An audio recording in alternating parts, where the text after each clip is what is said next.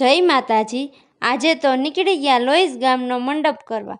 હું, પ્રકાશ અને મમ્મી અમે ત્રણેય પૂગી ગયા મંડપમાં।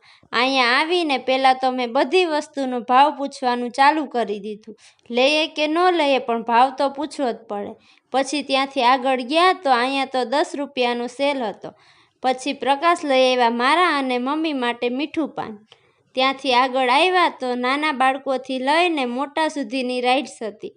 અમે તો એકેયમાં બેઠા જ નહીં, કેમ કે મને આવે ચક્કર। ત્યાં ગરમી બહુ હતી તો અમે બધાએ પી લીધો બદામ શેક। એ પાછું પ્રકાશને બહુ ભાવે। પછી ત્યાંથી ગયા સીધા રામાપીરના સ્તંભના દર્શન કરવા। તો તમે અહીંયા મંડપમાં ન પૂગ્યા હોય તો રામાપીરના સ્તંભના દર્શન કરી લ્યો।